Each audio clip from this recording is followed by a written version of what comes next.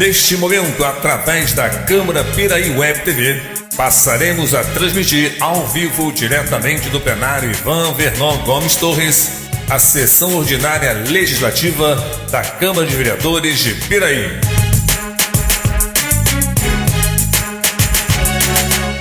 Boa noite a todos. Senhor secretário, fará chamado dos senhores vereadores para efeito de quórum. Alzimiro dos Santos Dias, Charles Torres Dias, Darley Gomes de Moraes, Henderson da Silva, Flávio de Almeida Ribeiro, João Roberto Ladeira da Costa, José Paulo Carvalho de Oliveira, Luiz Fernando Colucci Júnior presente, Maria Hermínio da Silva Carvalho, Moacir Gonçalves da Rocha Júnior e Wilden Vieira da Silva. Com as bênçãos de Deus, havendo o número legal, declaro abertos os trabalhos referentes à 37ª sessão ordinária do primeiro período, colocando em discussão e votação a ata da sessão anterior. Os senhores vereadores que aprovam, mantêm-se como estão. Aprovado. Solicito ao senhor secretário que faça a leitura do expediente. Ofício sem número do Rotary Clube de Piraí. Excelentíssimo senhor presidente, solicitamos ao senhor a disponibilização da sala de reuniões da Câmara Municipal no dia 15 de junho de 2016, no período das 19h30 até 21h45, para a realização da nossa reunião ordinária. Desde já agradecemos por sua atenção. Subscrevo-me atenciosamente com protesto de elevada estima e consideração.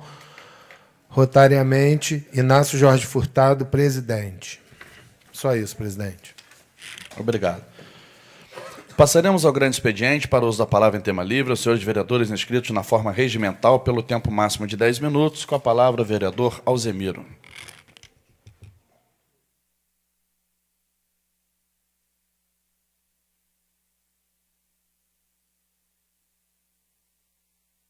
Senhor presidente, demais membros da mesa, Vossa Excelência, companheiros vereadores, o público presente, boa noite. Bom, gente, a gente acaba de receber uma ótima notícia, que foi já o Conselho de Ética, depois de quase 9 meses, terminou agora há pouco a votação e foi admitido que agora vai a plenário a cassação do presidente do Congresso, Eduardo Cunha. Aí a gente já começa a ver um certo equilíbrio nas forças políticas, porque o Congresso Nacional, na mão de um fraudador daquele, não é cabível o mundo atual que nós vivemos. Nós vimos, por exemplo, que a Operação Lava Jato está prestando um serviço aí da maior relevância possível, vendo aí como é que funcionava os bastidores da política de um modo geral. E a gente tem visto também que já começou já há muito tempo, a gente vê o Renan Calheiros, hoje presidindo lá o Senado Federal. Ele já teve uma renúncia no passado aí por causa daquele problema sério da Mendes Júnior pagar a pensão da filha que ele tinha com a jornalista Mônica. E aí a gente observa também que o Severino Cavalcante, que tinha sido aquele presidente, teve que renunciar também, que cobrava propina lá de um dono de um restaurante que tinha no prédio do Congresso Nacional. E não foi diferente com o Cunha. O Cunha foi para uma CPI e disse que não tinha conta no exterior. Foi comprovado. Ele tinha, sim, bastante recurso no exterior, recebendo propina aí de diversas empresas. E o Brasil, infelizmente, a gente tem observado as obras do Porto Maravilha, as obras das Olimpíadas, são obras que a gente vê pelo Brasil afora, as concessões que são feitas. A gente vê a Nova Dutra.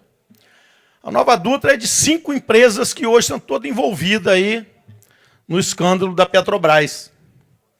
Foi a concessão feita na época de Fernando Henrique. A gente vê o Antônio Carlos Magalhães, quando vivo, essa OAS é de um genro dele. Hoje ele separou lá da filha do Magalhães, tiveram brigas familiares lá infinitas, mas é de um genro do Antônio Carlos Magalhães, um dos expoentes aí da ditadura militar, que ajudou a fazer uma série de denúncias aí também. E a gente observa, por exemplo, que todos esses parlamentares que hoje estão em Brasília, por isso tem hora que a gente pensa em umas eleições aí com uma certa imparcialidade, todos eles têm participação direta de doações dessas empresas. Agora saiu a última denúncia, a Marina Silva também levou dinheiro da OAS. essa santa que todo mundo fica idolatrando, ela já tinha botado um vice lá que é dono de uma empresa aí do Paraná, do ramo de perfumaria aí, uma série de cosméticos. Então o vice dela, e se aliou também aquela mulher do Itaú, pessoal lá do Setúbal. Então a gente fica observando hoje essas purezas, esses baluartes da ética. Vai contar outra, para mim não. A gente viu lá o Demóstenes Torres, era um baluarte, vivia lá toda hora pregando a retidão, a honestidade. Estava envolvido com Carlinhos Cachoeira, recebendo dinheiro lá de jogo do bicho, de lavagem de dinheiro, de empresas fantasmas. E hoje a gente observa, hoje, a maior parte desses políticos tem uma continha numa ilha aí, eles chamam de offshore. Aí o Cunha é trust. É trust. O que é? Eu tenho uma trust. Eu dei meu patrimônio tudo para trust. Aí já está comprovado que a mulher dele ia lá, gastava à vontade, comprou roupas de luxo em Dubai, foi em Paris, ficou nos melhores hotéis que existe. E assim é a sujeirada, é o mar de lamas. Eles não pensam em economizar um centavo do nosso dinheiro. O Cunha está comprovado lá que levou lá uma planilha que ele custa afastado para nós R$541 mil por mês. Custa o Eduardo Cunha afastado. Ele lá dentro do Congresso é pior, porque mesmo afastado ele continua dando as cartas. Mas afastado ele está lá hoje, custando para o nosso cofre público, é o nosso dinheiro, R$541 mil. E aí o que a gente viu? Entra o Temer, ele vai mexer na economia, ele vai tirar direito trabalhista, ele vai tirar direito de aposentado previdenciário. E o que ele fez agora há poucos dias? O pacotão, aumentando ministro do Supremo Tribunal Federal, R$39.293. Aumentou todo o sistema das Forças Armadas, aumentou todo o sistema do Judiciário, criou 14 mil cargos. São 14 mil cargos que ele criou na administração federal para ajeitar aí com essa turma do PMDB, com esses partidos aí da oposição que nunca se convenceram da perda da eleição na urna. E assim vai o Brasil. Infelizmente, o que a gente tem observado aí, a moralidade que a gente precisa, a transparência que a gente precisa, a honestidade que a gente precisa na política brasileira, está em desuso. Hoje, o ser humano está valendo pelo que ele tem, pelo capital, pelo que ele defende nos lobbies lá, junto dos laboratórios, das empreiteiras, do sistema financeiro, que hoje a gente vê os bancos aí lucrando bilhões e bilhões, pagando uma ninharia de imposto. Na época que eles estavam quebrados, quem salvou eles foi o nosso dinheiro, do PROER que o Fernando Henrique fez. Então a gente tem observado a todo instante que esse país ele pede sacrifício. Mas a classe que tinha que dar o exemplo, mostrando algum tipo de sacrifício, a gente não observa. Infelizmente, a grande população que depende da política, de ações diretas na saúde, de ações diretas na educação, na parte do saneamento básico, na parte dos nossos transportes, da mobilidade urbana, isso a gente não vê. O interesse hoje é cada um botar dinheiro no seu bolso. Eu vejo aí grande parte dos políticos brasileiros fizeram carreira, fizeram daquilo uma profissão para poder enriquecer. Eles não foram lá para fazer justiça social, para trabalhar com transparência, que o dinheiro que está lá são nossos impostos. A gente observa, por exemplo, nesse país quem paga imposto somos nós carentes, as pessoas humildes, as pessoas pobres.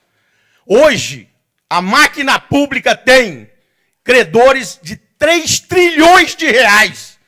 Grande parte são empresas que estão devendo aos cofres públicos. Só aqui no Rio de Janeiro, a Petrobras deve para o governo do Estado 2 bilhões e meio. 2 bilhões e meio. É o que a Petrobras hoje está devendo para os cofres do governo do Estado do Rio de Janeiro.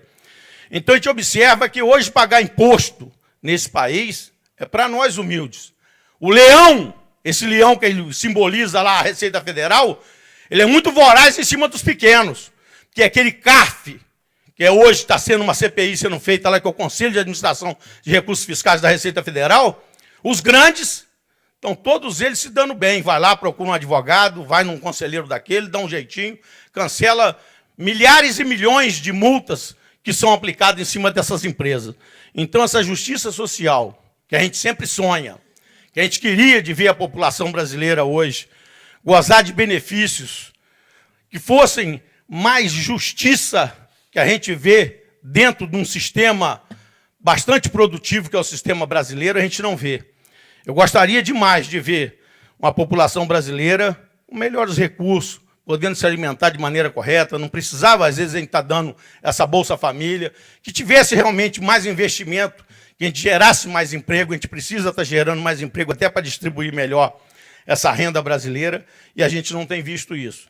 Então, gente, eu vejo um instrumento da política, um instrumento maravilhoso, pessimamente usado nos últimos tempos que a gente viu da minha vida. Eu vou fazer 59 anos, tenho visto isso com grande tristeza, porque realmente as pessoas que ocupam gestão pública, eu acho que ela tinha que se preocupar com o bem do nosso semelhante. A gente não pode, em hipótese alguma, ir para lá para enriquecer, para multiplicar o nosso patrimônio N vezes, o que a gente tem observado aí, grande parte da classe política brasileira. Isso é uma vergonha.